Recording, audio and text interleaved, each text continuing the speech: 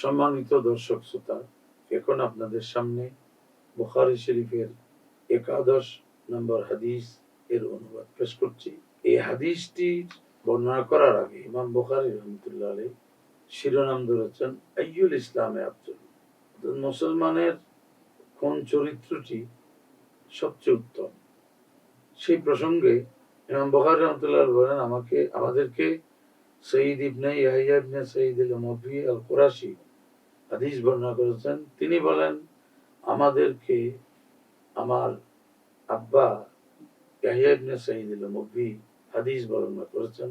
তিনি বলেন, আমাদেরকে আবু বুরদা ইবনে আব্দুল্লাহ ইবনে আবি বুরদা, হযরত আবু বুরদা রাদিয়াল্লাহু আনহু থেকে, আর তিনি হযরত আবু মুসা আশআরী রাদিয়াল্লাহু আনহু থেকে হাদিস বর্ণনা করে বলেন, কালু ইয়া রাসূলুল্লাহ আইয়ুল ইসলামে আফদল। অর্থাৎ হযরত আবু মুসা আশআরী রাদিয়াল্লাহু আনহু বলেন যে সাহাবা کرام রাসূল পাক সাল্লাল্লাহু আলাইহি ওয়াসাল্লামের নিকট জানতে চাইলেন যে ইয়া রাসূলুল্লাহ, মুসলমানের যে চরিত্রগুলো তার মধ্যে সবচেয়ে উত্তম বিষয় বা চরিত্র কোনটি?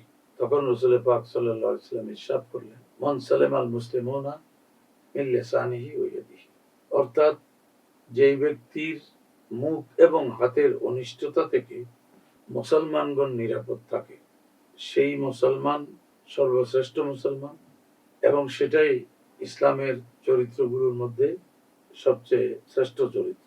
আজকের বাস্তবতাও তাই, যে আজকে এক মুসলমানের দ্বারা আরেক মুসলমান কখনো তার মুখের মাধ্যমে, কখনো হাতের মাধ্যমে সরাসরি হাত ব্যবহার করে অনিষ্টতা করা, হাতের মাধ্যমে লেখালেখি করে অনিষ্টতা করা, এই সবগুলোকে আলোচ্য হাদিস শামিল করে নেয়।